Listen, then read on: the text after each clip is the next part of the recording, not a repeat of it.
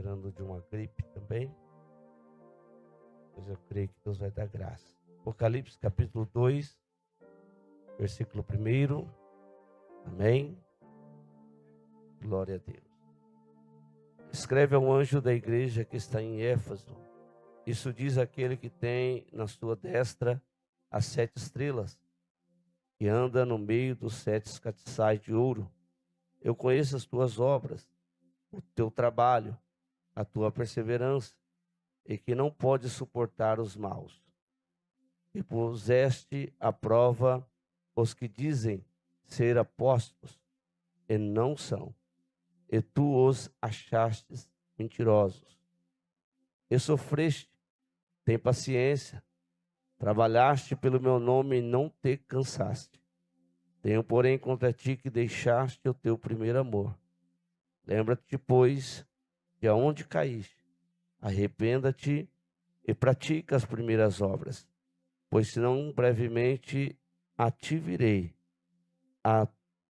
e tirarei do seu lugar o teu castiçal, se não te arrependeres. Tem, porém, isso, que odeias as obras dos nicolaítas, as quais eu também aborreço. Quem tem ouvido, ouça o que o Espírito diz às igrejas. Ao que vencer, dar-lhe-ei a comer da árvore da vida, que está no meio do paraíso de Deus. Feche seus olhos. Pai, em nome de Jesus, nós estamos em sua presença, Pai querido, e clamamos a Deus amado, para que o Senhor venha falar conosco em nosso coração, Pai. Conhece minha condição humana, sabe que, ó Deus, a minha estrutura, Senhor querido, o que eu sou, o que eu preciso, pois Tu és o Deus dessa igreja, e Tu, ó Deus amado, tenha toda a liberdade para falar conosco, Pai. Deus querido, estamos sedentos para ouvir a Sua voz. Pai querido e santo, esmiuça a Sua palavra em nosso coração. Traga revelação da Tua alma, do Teu ser, Pai, da tua vontade sobre nós. Nos faz entender a Tua palavra. Nos faz entender o Teu querer, Pai. Fala conosco. É que eu te peço, Deus, para a glória do Teu nome. Amém. Amém? Pode se sentar.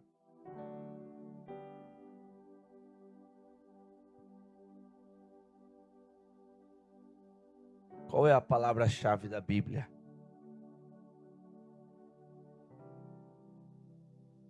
Uma pergunta. Qual é a palavra-chave da Bíblia? É o amor. Qual é o versículo-chave da Bíblia? Vai, vamos lá. João 3. Porque Ele amou de tal que deu o seu Filho unigênito para morrer por todos. Glória a Deus. Meus irmãos, buscando a Deus e perguntando para Deus, o que seria, o que teríamos que ser diante de Deus para ser uma igreja ideal. Deus falou comigo a respeito das cartas às igrejas. Deus falou comigo a respeito dessa revelação. Apocalipse muitas vezes ele é interpretado de forma equivocada. Eu não sei porque os homens debatem tanto a respeito de algumas coisas que Deus não deixou tão bem claro. E esquece a pureza, a essência, o ouro que há em Apocalipse. Apocalipse é a carta da revelação, é o livro da revelação. Ele fala do que foi, fala do que está acontecendo e fala daquilo que há de acontecer. E quando o Senhor, Ele vem até João, ou leva João até a sua presença, para ditar a João este livro, Deus estava trabalhando para que nós, como igreja, milhares de anos depois, pudéssemos ser guiados a andar na presença de Deus e a não desviar dos caminhos do Senhor. Não é um livro tão doutrinário, mas é um livro bem profundo em quem quer levar a sua vida no altar de Jesus. A época em que João ele recebeu as revelações de Deus, João estava assistindo uma das coisas mais terríveis no poder de Roma. Éfeso era a segunda cidade mais importante depois de Roma. E a Bíblia, ela nos traz algumas informações, e se você for procurar estudar, você vai ver que era uma época tão terrível que João, por ser o líder principal, o único apóstolo que sobrou vivo, mais de 90 anos ele tinha de idade. Para você ver como que João ele estava preocupando o inferno. Ele foi tirado do convívio da igreja, convívio da sua família, e ele foi levado para a ilha de Patmos para negar o nome de Cristo. Jogaram ele dentro de um tambor de óleo fervendo. Ele não morreu, também não negou o nome de Cristo. João estava passando das piores perseguições. A igreja vivia um momento de muitos altos e baixos. Naqueles lugares, em Éfeso, mais precisamente, existia 14 templos pagãos. Alguns eram de adoração ao imperador. Imperadores que fez atrocidades. Para você ter uma ideia, quando Paulo começa a pregar nessa cidade, ele é colocado dentro de um estádio e muitas pessoas lá dentro gritando: Diana, deusa de Éfeso. Por quê? Porque Paulo veio para pregar a verdade. O povo queria idolatria. Sofreu, padeceu, pregou a palavra. O povo ouviu. E aonde Satanás estava preparando o seu trono, preparando a idolatria, Deus começa a levantar a sua igreja. A sua igreja em fazer a diferença, em pregar o evangelho. Uma igreja atuante, uma igreja militante, uma igreja que fazia a sua parte. E na época em que João foi preso, alguns dizem que João era o pastor dessa igreja. E Deus fala para João escrever as 7 igrejas, advertências. Deus também faz elogios. E tudo que eles viveram naquela época, nós vemos as igrejas vivendo hoje, o povo em si vivendo. Ao analisar tudo isso, nós vemos que Jesus Cristo diz: eu conheço as tuas obras.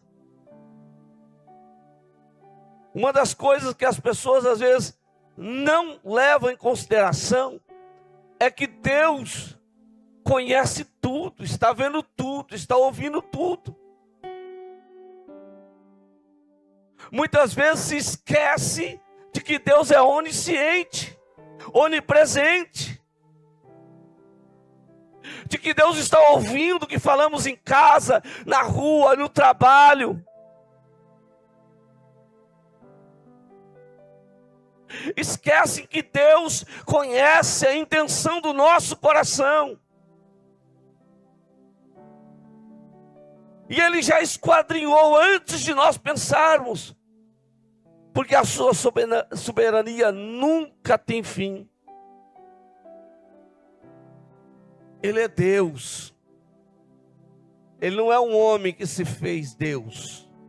Ele é um Deus que se fez homem por um tempo, morreu, ressuscitou, está no seu trono, regendo a terra e tudo que há nela. Deus sabe o nosso levantar, o nosso sentar. Deus conhece as nossas ações, as nossas atitudes. Não é em vão que você está aqui não, irmão. Você foi escolhido dentre muitos por aí. Você foi escolhido. E talvez Ele te escolheu a dedo. Te chamou para estar na presença dEle, para ouvir a sua palavra. Para ser nutrido, ensinado, para ser guiado. Para estar em sua presença. Jesus ama a sua igreja. E a igreja é dele, ele é o Senhor da igreja. E nós não viemos aqui, irmãos, nos reunir somente para cantar. Viemos aqui adorá-lo, aprender dele, para continuar na sua presença, para fazer a sua vontade, para andar na sua vontade, aleluia. Eu conheço as tuas obras, o teu trabalho, a tua perseverança, que não pode suportar os maus, que puseste à prova os que dizem ser apóstolos e não são, e tu o achastes mentirosos. Então a virtude dessa igreja, ela não dá ouvido para qualquer conversa, qualquer pregação, qualquer barulhento que aparece por aí falando. Eles eram uma igreja doutrinada na verdade. Eles não ficavam correndo atrás de profeta para lá e para cá. Eles sabiam que o Deus que eles serviam. E a Bíblia diz que eles punhavam à prova os que diziam ser apóstolos e não são. Até onde a verdade de Cristo é verdade no teu coração? Até onde a verdade de Cristo é seriedade no teu coração? Até onde você vai olhando, ouvindo e vivendo a vontade de Deus? Não é todo mundo que diz Senhor, Senhor. Eles colocavam à prova os que diziam ser apóstolos, mas achaste mentirosos. Aqui no versículo 3, sofrestes, tende paciência. Tens paciência. Trabalhaste pelo nome de Jesus e não se cansou. Olha só, irmão, uma igreja que se esforçava, trabalhava, uma igreja que levava o evangelho, pregava. O que há de errado nessa igreja? Uma igreja que atuava, que fazia. O Senhor diz que eles não se cansavam de trabalhar. Eles se esforçavam. Eles eram crentes, aparentemente, olhando para eles. Só que o Senhor disse: tenho, porém, contra ti. Quando o Senhor disse tenho, porém, contra ti, irmão, é uma advertência que Deus está observando, e talvez eles trabalhando e fazendo, talvez eles estavam pensando: eu estou fazendo, estou mostrando para Deus que eu estou fazendo, eu não falto, eu não deixo, eu trabalho, eu me esforço. Mas como eu comecei a dizer, a pregar, o Senhor conhece a intenção profunda do nosso coração. O louvor que as irmãs louvou aqui, uma coisa que mais brilhou em minha mente quando eu olhei, era sobre a dureza do coração. Quando começamos a deixar o nosso coração se endurecer para as coisas de Deus, para a palavra de Deus, é que fica difícil. Eles achavam que fazendo era o suficiente. Eles achavam que cumprindo um protocolo, cumprindo um rótulo era suficiente.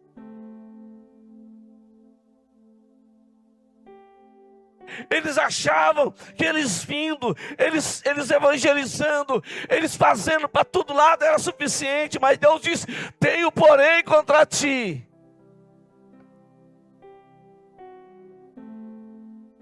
que deixaste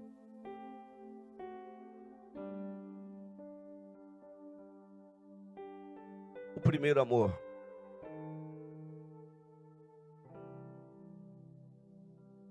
Tenho, porém, contra ti que deixaste o primeiro amor, as primeiras obras. Isso é muito forte, irmão, muito forte. Sabe por quê? Você que faz tempo que está na igreja, começa a visualizar você lá atrás, o que você fazia para não perder culto, o que você fazia para acordar de madrugada para orar. Olha lá atrás, as dificuldades que enfrentávamos para estar na presença de Deus. E hoje alguma coisinha já nos tira da comunhão, já nos tira da presença. Será que não temos que rever isso?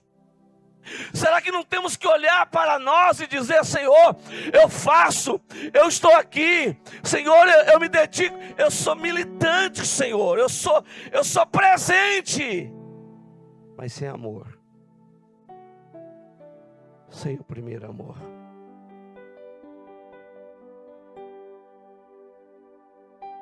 Aleluia, glória a Deus. Talvez Jesus te trouxe aqui, me trouxe aqui hoje, para dizer para nós: é tempo de voltar ao primeiro amor, às primeiras obras. Jesus Cristo deu uma advertência para os discípulos: por aumentar a iniquidade, o amor de muitos se esfriaria. Quantos por aí, irmão, estão vivendo uma vida a levonter, querido? E quantos vivem também, querido, uma vida que para os outros todo mundo está vendo e acha que está bom, acha que está tudo legal, mas o seu coração se endureceu, está longe de Deus, não abre o coração para a palavra, fica escolhendo a mensagem que entra no coração. Eu aprendi uma coisa com Jesus: se eu estou no meio da roda e tem um chicote, é para ele me bater também. Não importa se eu acho que eu sou melhor, o mais bonito, o mais legal. As primeiras obras é quando você vinha, ouvia a palavra, se quebrantava, e ia para sua casa dizendo: eu quero ser mais crente. É quando você se preocupava o porquê não deu tempo de orar naquele dia. Era como você queria se apresentar a Deus, e queria Deus todo momento. A iniquidade se espalhou. As pessoas não conseguem mais amar. As pessoas começaram a viver um amor próprio. Estão se amando a si mesmo e não amam o próximo, não amam a Jesus, não amam a obra de Jesus, aquilo que Jesus tem para ele, para ela.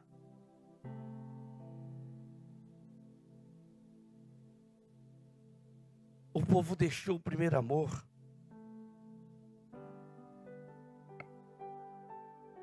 E eu fiquei pensando, por que na primeira carta ele vem falar sobre isso? Porque aqui é o início da iniquidade. Aqui é o início do tombo. Aqui é o início de, lá na frente, desviar por completo. Primeiro perde o primeiro amor, se esfria o amor. Depois, deixa entrar qualquer coisa nos ouvidos, na mente. Quando vai ver, está igual ao mundo. Eu estou preocupado com a igreja do Brasil, irmão. Eu estou preocupado. Está virando uma Sodoma e Gomorra. A orgia, a coisa errada, o pecado sendo explícito, sendo pregado, e os crentes não rejeitando, participando. Os crentes participando. Antigamente havia um temor muito grande no coração. Quando tinha uma festa do mundo, pensava duas vezes em participar. Ia orar, pedir para Deus. Dizia para os filhos: não, nós somos crentes, não podemos participar. Hoje fazem até selfie.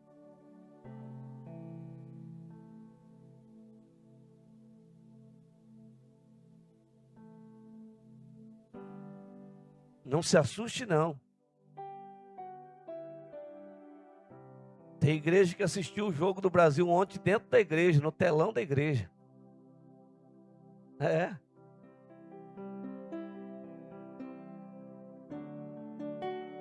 Ídolos. A idolatria entrando para dentro da igreja. A idolatria entrando para dentro do coração. Pastor, o senhor é contra futebol? Eu sou contra idolatria. Você deixar Deus por qualquer outra coisa. Você não amar o Senhor.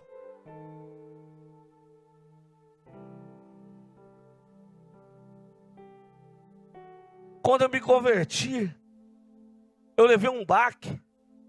Porque eu me converti no ano da Copa do Mundo. E adivinha qual é o horário do culto, do jogo? A hora do culto. Aí teve aquela discussão. Nós colocamos a televisão para assistir o jogo ou nós cancelamos o culto?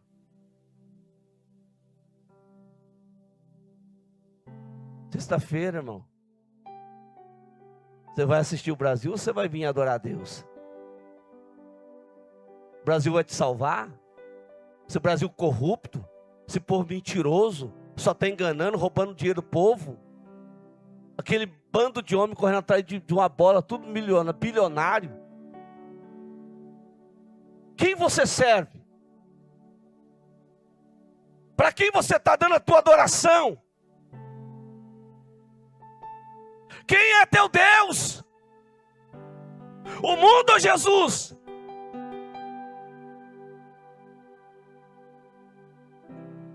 Jesus Cristo diz que aquele que amasse o mundo, o amor dele não estaria na pessoa. E é por isso que o amor está esfriando, porque estão amando o mundo.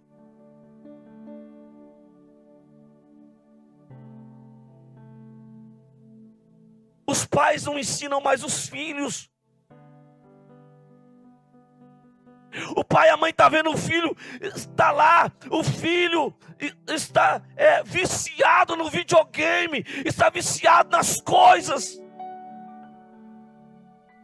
Deixa o menino. É melhor ele ali do que ele fazendo bagunça.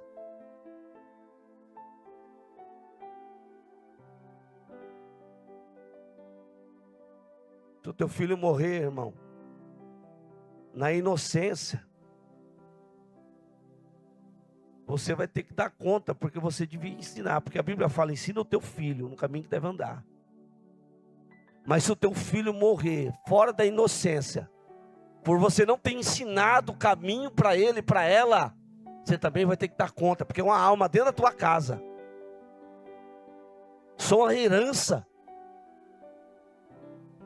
Deus, Ele não quer, irmão, uma igreja que está cheia, abarrotada de gente. Não que não tenha que ter, tem que ter. Que se você for contar 2, 3, somente ama a Deus. Deus quer uma igreja que o ama, que o serve, que paga o preço para estar na sua presença. Xadecanturabasara. Aleluia, oh glória a Deus. Hoje qualquer coisinha é motivo para não queremos mais vir para a igreja, para não queremos mais participar do grupo. Hoje é qualquer coisinha que nos faz parar de fazer as coisas do Senhor. Isso é, pastor, é porque eu não tolero mais coisa, não. Isso é uma falta de amor disfarçado de ignorância.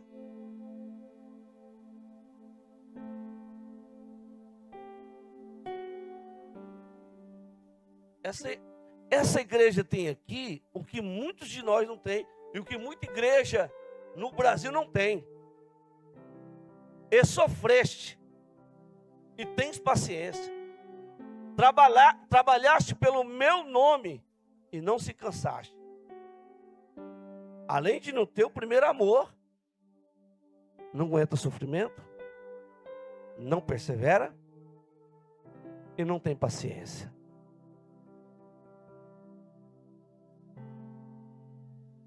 Não adianta eu dizer eu amo. O Senhor não quer ver teu serviço. O Senhor quer ver o teu amor. O Senhor quer ver que você fez por amor, não fez por fazer.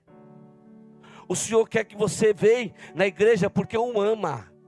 Deus não está te obrigando a vir à igreja, irmão. Deus não está me obrigando a acordar de madrugada para orar. Não, se pastor, se o senhor não acordar de madrugada, Deus vai pesar a mão no senhor. Deus vai pesar a mão se eu desviar da presença dele. Se eu andar fora da sua presença, vai acontecer o que eu não queria acontecer. Irmão, mas Deus não quer me forçar. Olha, se você não acordar de madrugada, eu vou te matar. Não tem isso não. Deus não força ninguém ir para a presença dele. Você tem que ir porque ama. Você sabe o que eu mais amo em olhar para a parábola do filho pródigo? É que quando o filho diz assim: pai, eu quero metade dos meus bens, eu vou embora. Esse pai do filho pródigo é top. Ele é o cara. Sabe por quê? Ele não se humilhou. Ele não mudou a situação. Não, filho, vamos dar um jeito. Você não pode ir, filho. Não, filho, olha. Não, filho, não. Ele fala: ó, tá aqui, ó. Tchau, vai. Sabe por quê? Porque ele sabia que não teria outro lugar melhor do que aquele. E ele ia andar errante por aí, ia quebrar a cara, ia voltar se humilhando. Aleluia. Você sabe por que ele olhava lá na porteira esperando o filho? Porque ele dizia: ele vai por aí e não vai achar lugar melhor do que a minha presença, não vai achar lugar melhor do que eu. Então ele volta. E ele se humilha. Eu amo esse homem, por quê? Porque ele não desprezou o seu filho. Ele não deu 2 dias de sermão. Ele viu que o menino aprendeu a lição. Então ele pegou um anel, colocou em seu dedo. Aleluia. Oh glória. Pegou uma veste, o vestiu. Mandou matar um novilho e disse: vamos festejar. Oh glória. Sabe por quê? Porque ali tinha arrependimento. Ali tinha arrependimento de coração. Aleluia. Ele não veio enganar o seu pai. Ele não veio mostrar a aparência de que estava tudo bem, só para o pai o aceitar. Ele também não chegou dizendo assim: olha, eu sou teu filho, eu quero meu lugar. Não. Ele disse: pai, já não sou digno de ser chamado seu filho. Oh, pastor Ederson, quando eu li isso aqui, ó, aleluia. Oh, glória a Deus. Lembra-te, pois, da onde caíste, arrependa-te e pratica as primeiras obras. Oh, aleluia. Pois senão, brevemente a ti virei e tirarei do seu lugar o teu castiçal, se não te arrependeres. Aleluia. Tem pecado que nós achamos que não tem que pedir perdão. Aleluia. Tem coisas que achamos que não pecamos, mas sim deixamos de fazer a vontade do Senhor. Andamos no conselho dos outros, andamos no embalo da conversa dos outros, andamos por aí pensando coisas erradas e não temos a coragem de pôr a nossa boca no pó e dizer: Deus me perdoa, Senhor, eu estive equivocado, eu estava pensando errado, eu estava andando errado, eu quero me arrepender. Se você for procurar aqui o que significa esse se arrependa, é o que Paulo fala sobre metanoia, mudança de pensamentos. Não adianta estamos bem financeiramente. Não adianta que aparentemente estamos cheios de bênção. Se nós estamos aqui na igreja só por estar. Nós estamos aqui na igreja porque senão vão olhar para nós, vão achar que desviamos. Estamos aqui na igreja porque senão as coisas vão dar errado para mim. Não, querido. Quando Jesus olhou para Pedro e perguntou se ele amava, se Pedro o amava, Pedro por 3 vezes demonstrou a Jesus que ele amava, mas ele amava de boca para fora e não de todo o coração. E quando Pedro entendeu, aleluia, ele disse: o Senhor sabe que eu te amo, aleluia. Oh glória a Deus. Deus quer que o nosso coração seja entregue, que o amor seja genuíno, aleluia, que o amor seja verdadeiro, que não seja por ser, aleluia, por ter um nome de ser crente, por ter um nome de ser evangélico, de colocar um versículo bíblico lá no meu Instagram. Aleluia. O Senhor tem que olhar do céu, oh glória, e pelo seu Espírito Santo, e ver quanto o amo, quanto nós o amamos, quanto nós estamos o entregando para Ele. Aleluia. Glória a Deus. Oh aleluia. O amor de Deus é tão grande.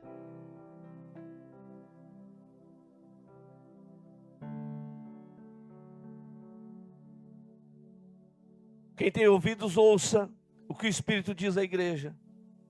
Ao que vencer, dar-lhe-ei a comer a árvore da vida que está no meio do paraíso de Deus.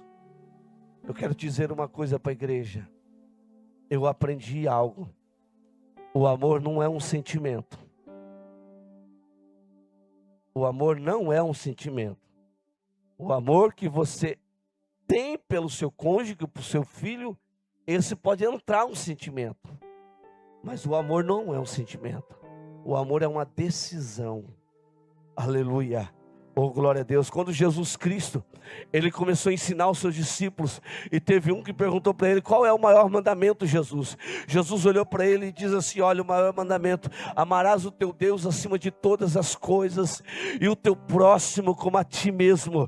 Oh, glória a Deus. Mandamento é decisão de cumprir, mandamento é vontade para cumprir. Aleluia. Não adianta eu bater no peito e dizer: eu sou crente, eu oro, eu jejuo, eu faço, se no meu coração não tem o amor genuíno de Jesus, se eu não decidir amá-lo, se eu não decidir andar na sua presença, se eu não decidir fazer a sua vontade por amor. Aleluia, glória a Deus, aleluia.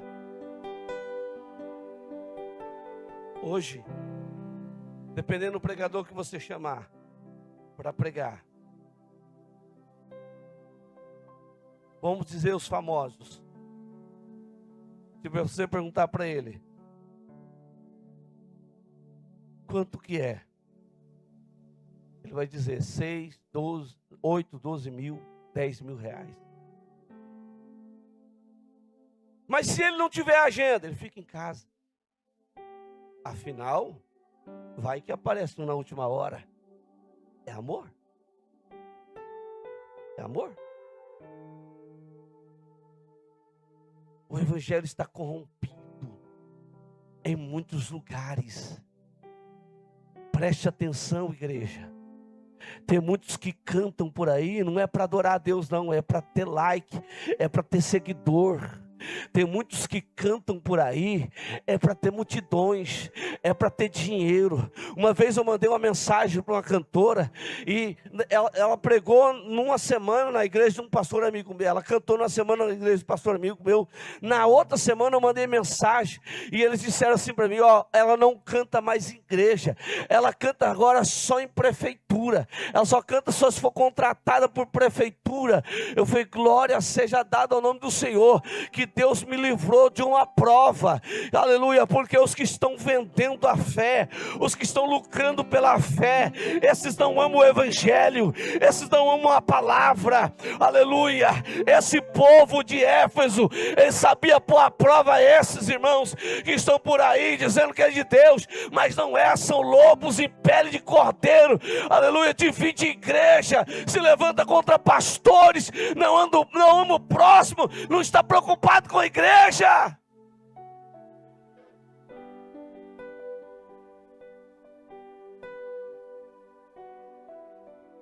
Será que você pode servir a Deus por amor? Será que você vai dizer para Deus: Deus, não importa se eu tenho, se eu não tenho, o importante é que eu quero te servir. Você sabe onde era essa igreja? Na Turquia. E sabe qual é o país da Turquia hoje? Um país cheio de muçulmanos. Cadê o evangelho? A primeira queda da igreja é a falta de amor. É falta de viver o amor de Cristo. Jesus te chama para viver uma vida de amor. Aleluia. Oh, glória a Deus. João era um homem renomado, irmão. Ele poderia ter dito: olha, vamos conversar, vamos aqui, peraí, não me manda para a ilha de Patmos não. Ele poderia ter dito: ó, não me joga no caldeirão quente não, no tambor de azeite quente não. Mas não. Ele amava Jesus. E ele entregou a sua vida pelo amor do evangelho de Jesus. Oh, glória a Deus. Quantos estão, aleluia, abandonando a tua fé por qualquer coisa?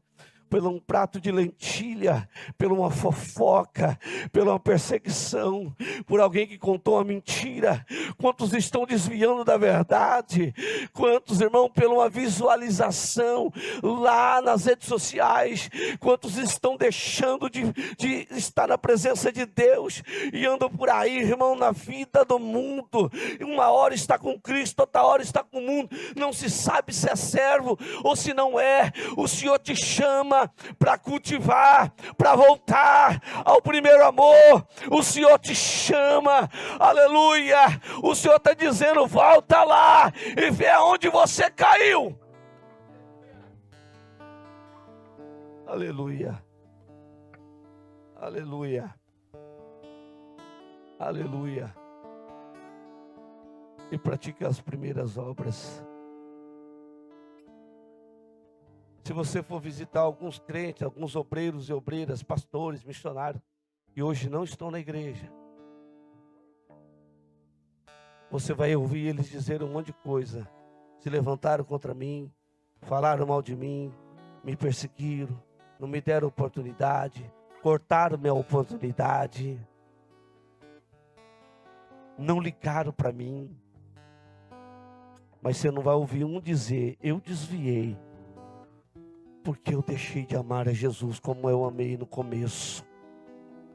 Você sabe por quê? É mais fácil eu jogar nos outros a culpa. É mais fácil eu transferir a culpa. Aleluia. Isso é a síndrome de Satanás. É isso que ele fez. É isso que a Eva fez. É isso que Adão fez. Foi a mulher que tu me deste. A mulher foi a serpente que me enganou. É tudo isso. Sempre estamos lançando a culpa em alguém. Eu estou frio porque na igreja ninguém me deu Pai do Senhor. Eu saí da igreja. Sabe por que eu saí da igreja? Porque eu tinha um cargo, me tiraram do cargo. Então não estava na igreja por causa de Jesus, estava por causa de um cargo. Desculpa, irmão, o evangelho não é fantasia. O evangelho é poder de Deus, é verdade. Tudo bem que você foi machucado em um lugar, mas procurou o outro para ser curado. Para de lamber as suas feridas. Para de lamber as suas feridas e diz para o Senhor: Senhor, o Senhor é a minha porção, é a minha herança. Não importa o que me fazem o homem, eu não arredarei o pé da tua presença. Aleluia. Eu estarei aqui para te adorar. Eu virei para te servir. Xarantocondarabai. Aleluia. Oh, glória a Deus. Aleluia. Eu tenho um pastor amigo que quando tinha as duas pernas pregava para todo lado. Andava para todo lado melhor. Fugia da vontade de Deus. Mas um dia um acidente veio. E ele perdeu os movimentos das pernas. E hoje ele fica preocupado se ele ficar um dia sem ir na presença, na casa de Deus, ou se não tiver um lugar para ele pregar.